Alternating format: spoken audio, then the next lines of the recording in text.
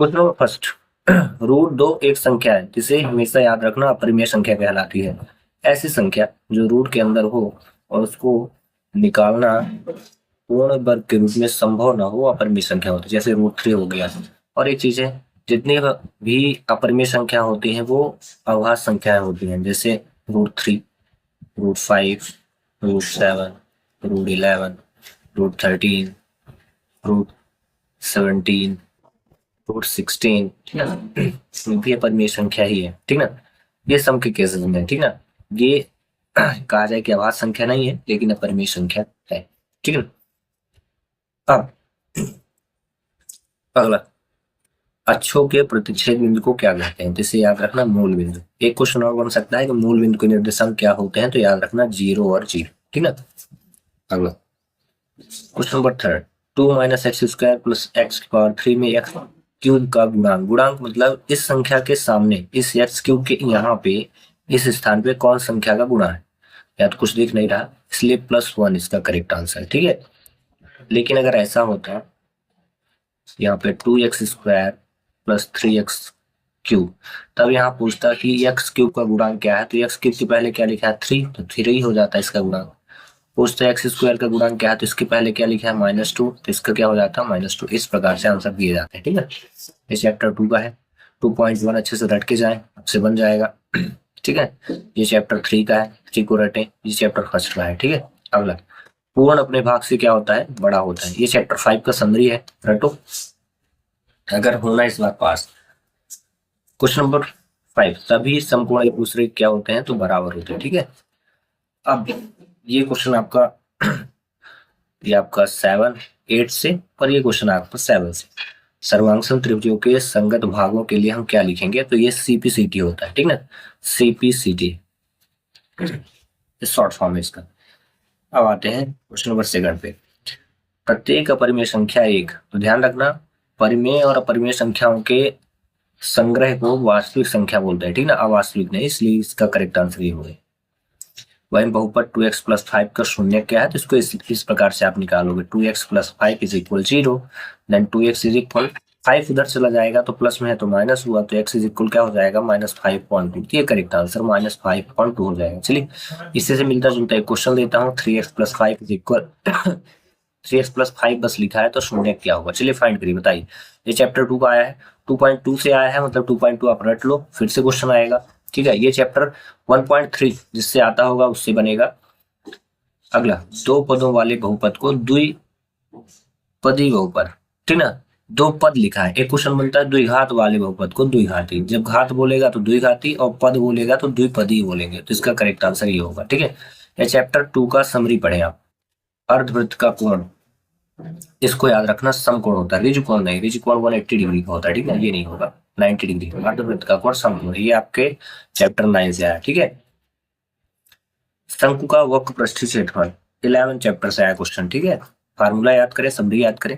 ये होता है πr/l और ये जो है ना πr², ये होता है वृत्त का क्षेत्रफल का फार्मूला, वृत्त के क्षेत्रफल का फार्मूला, ठीक है। अगला, वर्ग अंतरालों के मध्य बिंदु को क्या बोलते हैं, तो इसे वर्ग चिन्ह बोलते हैं, ठीक ना।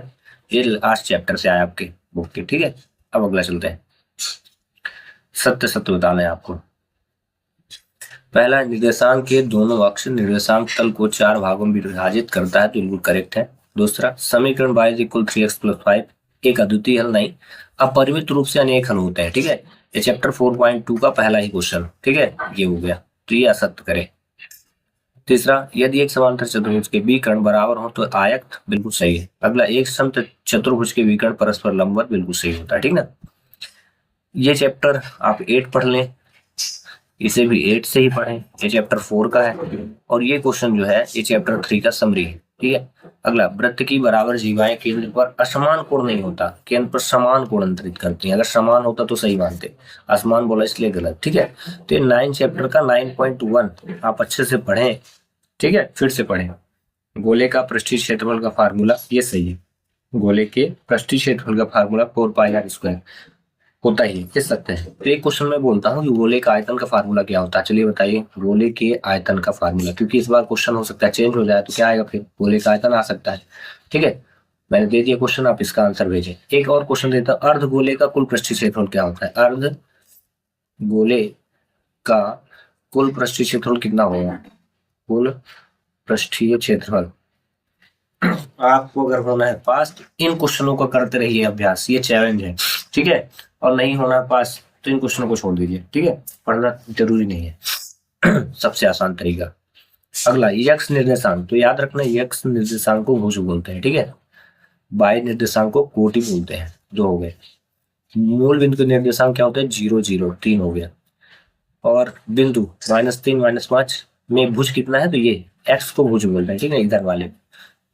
तो भुज कितना हो जाएगा? -3, ये हो गया चौथा। x-2 y बराबर 4 का एक हल है, इसको बाद में करें। यहाँ पे देखिए x का मान बोला है 0 रखिए, यहाँ पे आप 0 रख दो। 2 × 0 प्लस 3y = 6, तो 2 का गुणा 0 तो 0 plus 3y = 6। Then y equal कितना हो जाएगा? ये 6 था, 6, और ये 3 जो है ना इधर चला आएगा नीचे, तो कट जाएगा, तो y का मान कितना आ जाएगा? 2। तो इसका करेक्ट आंसर ये हो जाएगा। छठवें का ये हुआ, तो बचा क्या? ये प्रकार से क्वेश्चन सॉल्व किए जाते हैं, ठीक है। अगला क्वेश्चन करते हैं। एक क्वेश्चन मैं आपको दे देता हूँ, 3x + 2y = 12 हो और वहां x = 0 हो, तो बताइए y का मान कितना हो सकता है, ठीक है। इस क्वेश्चन को जैसे मैंने सॉल्व किया ऐसे इसको करना है, करके बताइए। तब तक हम करते हैं क्वेश्चन नंबर 5।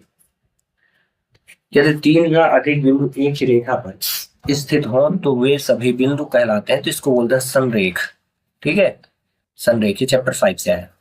ये ऐसी, अभी इसमें 1 है, 2 है, 3 है, 4, एक ही रेखा संरेख। दूसरा, यदि दो वृत्त बराबर हैं तो उनकी त्रिज्याएं क्या होंगी? बराबर होंगी, ठीक है। ये जो क्वेश्चन है ये 5 चैप्टर से ये ठीक है।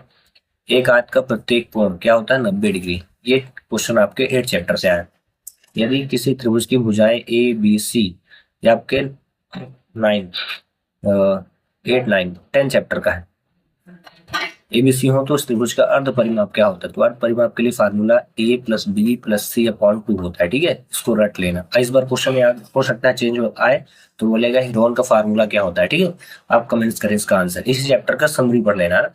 अगला, चक्री चतुर्भुज के सम्मुख कोणों की किसी भी जोड़े का योग कितना होता है? तो आपको बता दें 180 डिग्री होता है, ठीक ना। और चक्री चतुर्भुज के सभी कोणों का योग तो 360 होता है।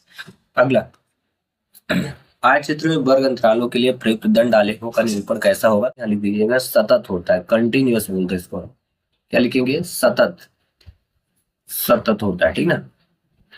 और ये 30 के 30 क्वेश्चन हो गए कंप्लीट। एक चीज जरूर करिएगा, अगर आप ऑब्जेक्टिव क्वेश्चन की प्रैक्टिस करते हैं तो भी आप फेल नहीं होंगे। तो आप ज्यादा से ज्यादा समय ऑब्जेक्टिव क्वेश्चन में दें, क्योंकि अगर आपको पास होना है तो आपके ऑब्जेक्टिव क्वेश्चन अगर ज्यादा से ज्यादा सही हुए तो आप खुद ही क्लियर हो जाएगा आपका एग्जाम, ठीक ना।